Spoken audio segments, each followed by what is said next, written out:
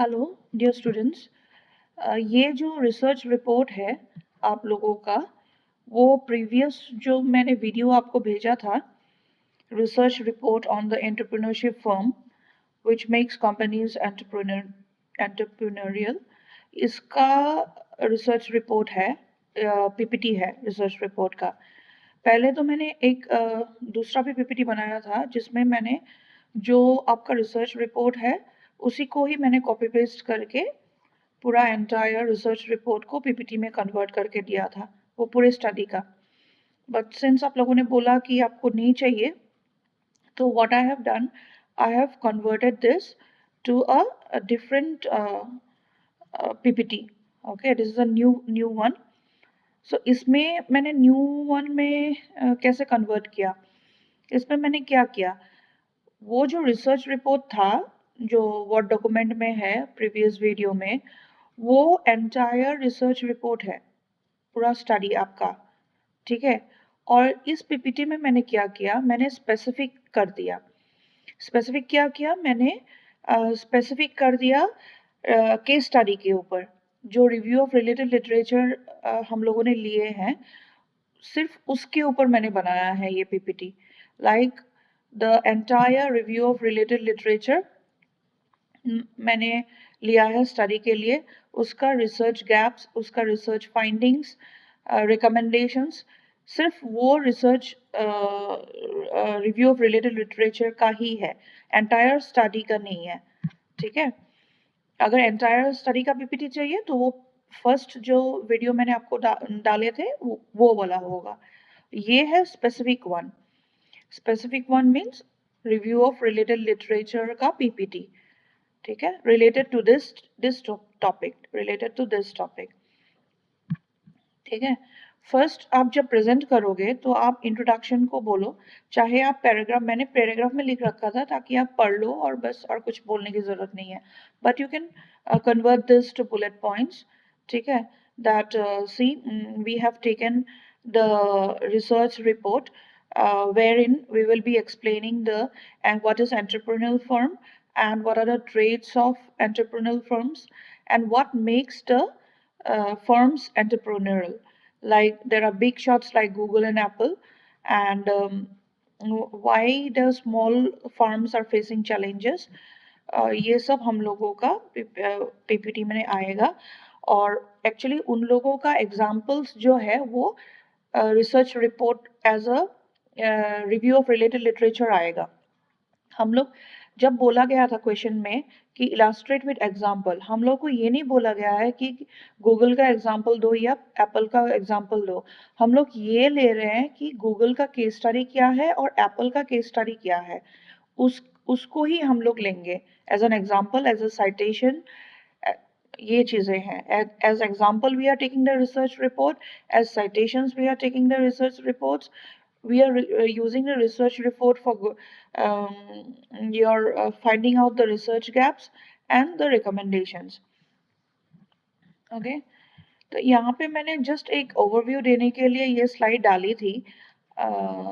इसमें मैंने एक्सप्लेन करा है कि एंटरप्रेन्योरल ट्रेड्स क्या क्या है, ठीक है।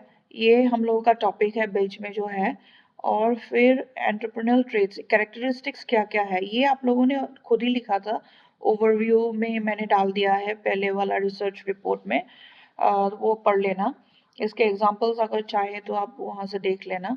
ये एक कैरेक्टरिस्टिक्स है, दूसरी ये है, तीसरी ये है, चौथी ये है, पांचवी ये है, तो ये आप देख लेना, ठीक है। फिर ये देखो ऑब्जेक्टिव्स, ये ऑब्जेक्टिव्स आप बोलोगे कि प्रीवियस वाला रिसर्च रिपोर्ट में अलग है और यहाँ पे पीपीटी में ऑब्जेक्टिव्स अलग है, ठीक है। ये आपको पूछा जा सकता है। ऑब्जेक्टिव्स इसलिए अलग है क्योंकि those objectives are based on the entire study, whereas these objectives are based on only on the case study, only on the research review of related literatures, only on the citations. So yeah, these objectives are different. Citations का एक एक case study का क्या है objective, वो मैंने निकाले हैं, ठीक है। फिर मैंने डाला कि significance of the review of related literature. अब ये बोल सकते हो कि आप बार बार रिव्यू ऑफ रिलेटेड लिटरेचर को इंसिस्ट क्यों क्यों कर रहे हो, उसका इम्पोर्टेंस क्या है। हम लोगों ने रिपोर्ट बनाई थी, उसका एक पार्ट ही है review of related literature, but उस सिर्फ रिव्यू ऑफ रिलेटेड लिटरेचर का बातें हम लोग क्यों कर रहे हैं, क्यों स्ट्रेस कर रहे हैं इस स्टडी में, उसका हम लोग उस चीज को बताना है। That means we have to find out the significance, the importance को बताना है। तो हम लोग इसीलिए इसको इंसिस्ट कर रहे हैं, क्योंकि ये पॉइंट्स में दिया हुआ है, देखो यहाँ से शुरू करो 1 2 3 4 5, ठीक है।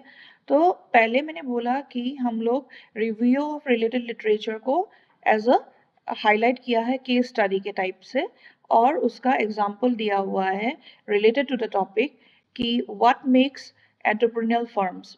हाँ, और उसके लिए हम लोगों ने यूज किया है गूगल और एप्पल, और हम लोग कहाँ से निकाले हैं, वो गूगल स्कॉलर से निकाले हैं, ठीक है। तो ये मैंने फर्स्ट पॉइंट दिया है। सेकेंड पॉइंट देखो, to use review of related literature as sample of the study. तो हम लोगों ने रिव्यू ऑफ रिलेटेड लिटरेचर को एज अ सैम्पल यूज किया है, so it is important, so it is significant for the study, ठीक है। ये चीज मैंने मेंशन किया है। And it is a research report, और ये एक रिसर्च रिपोर्ट है, और ये क्वालिटेटिव रिसर्च रिपोर्ट है, not quantitative. That's why we are doing review of related literature.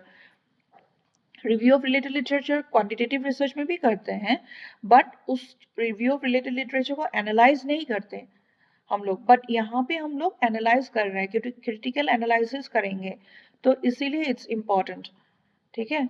And sources of data, और सिंस ये रिव्यू ऑफ रिलेटेड लिटरेचर हम लोग कुछ दूसरे रिसर्चर्स ने करी हुई है, तो it is called secondary sources of data, not primary, because we are not collecting data with our own questionnaire, ये किसी और का किया हुआ स्टडीज है, that is why it is called secondary type of research.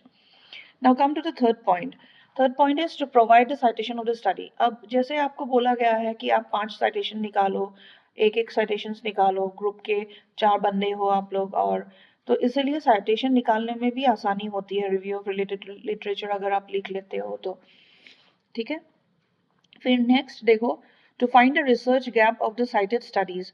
तो जो हम लोगों ने साइटेशंस में साइटेशंस निकाले, उसमें से हम लोग रिसर्च गैप निकालेंगे। रिसर्च गैप हमारे स्टडी का नहीं है, ये रिव्यू ऑफ रिलेटेड लिटरेचर का रिसर्च गैप हम लोग निकालेंगे, और रिसर्च गैप निकालने के बाद हम लोग रिकमेंड करेंगे दूसरे रिसर्चर्स को, न्यू रिसर्चर्स को, कि आगे जाके आप लोग कौन से डायमेंशंस पे रिसर्च कर सकते हो रिलेटेड टू दिस टॉपिक।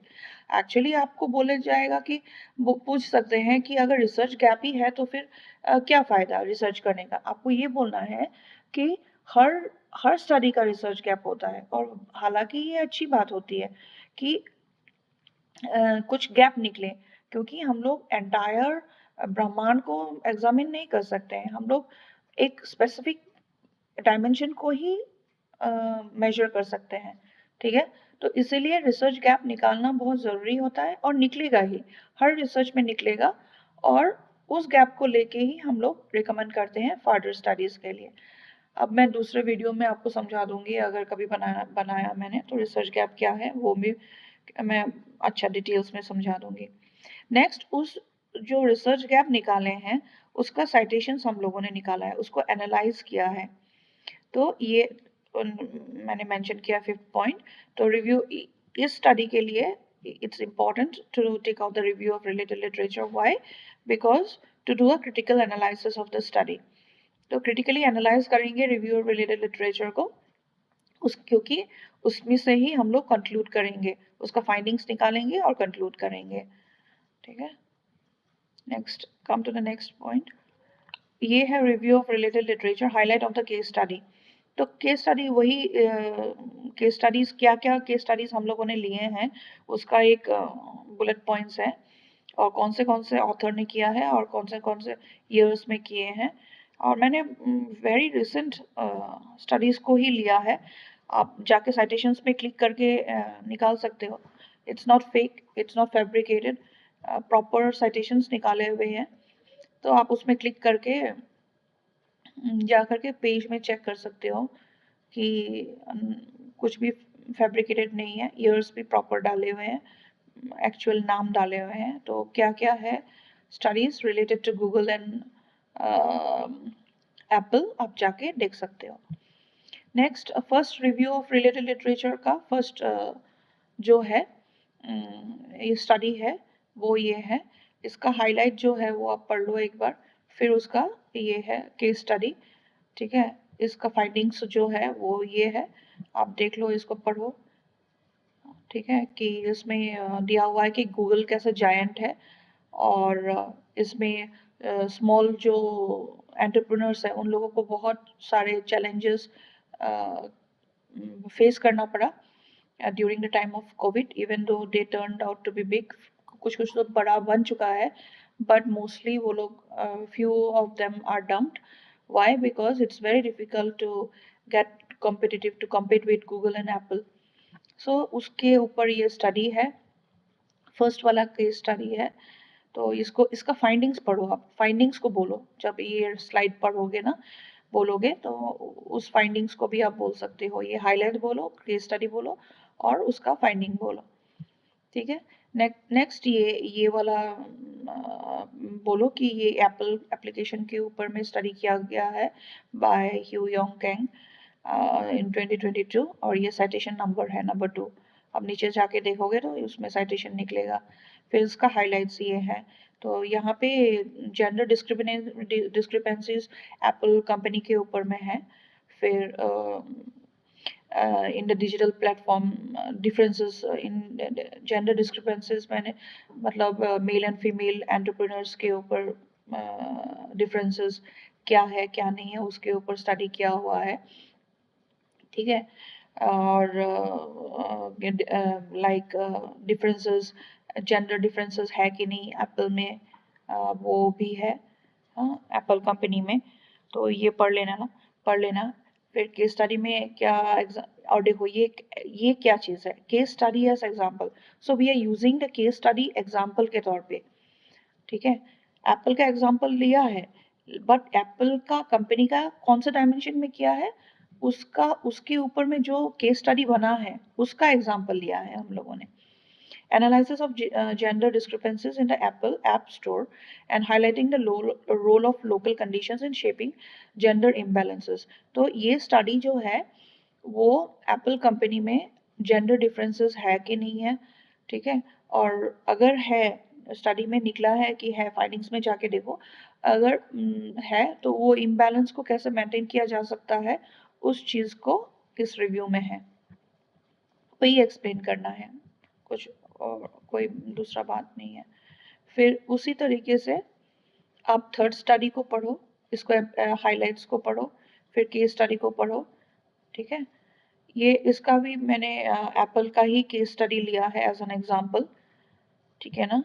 फिर इसका फोर्थ वाला ये वाला पढ़ो ना, हाइलाइट्स वाला, हाइलाइट्स पढ़ो, फिर केस स्टडी का वो पढ़ो, उसको एक्सप्लेन करो, फाइंडिंग्स फाइंड आउट करो, ये फिफ्थ वाला है, ठीक है। डिटेल्स में पढ़ो इसको।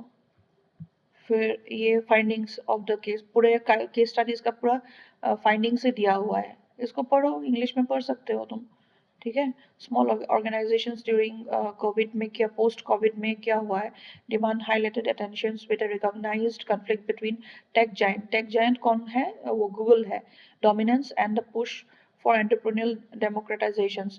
Crowdfunding emerges as a pivotal for fostering diversity and resilience in entrepreneurship. Like लोगों को जो छोटे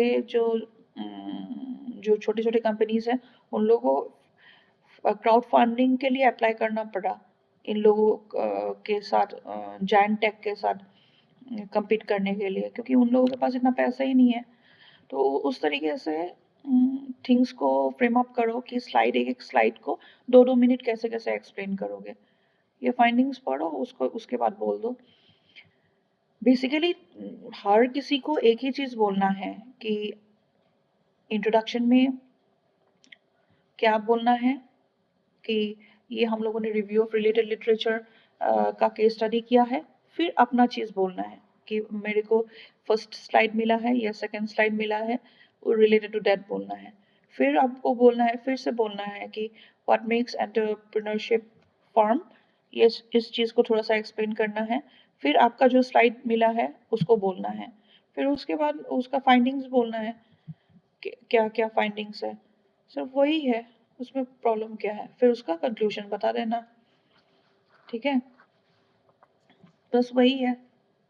स्लाइड्स में डिटेल्स दिया हुआ है, उसको पढ़ो अच्छा से, 2-2 मिनट ही तो मिलेगा, जो भी है पूरा अच्छे से देखो, देख करके जो जो स्लाइड्स में लिखा हुआ है उसी को ही रीड आउट कर दो और थोड़ा बहुत अपने से ही बना के बोल देना। ठीक है, और कुछ डाउट है तो व्हाट्सएप करो 9958067504। ठीक है, कॉल नहीं करना, व्हाट्सएप करके पिंग कर देना बस। I will be in touch with you. Okay, thank you, all the best.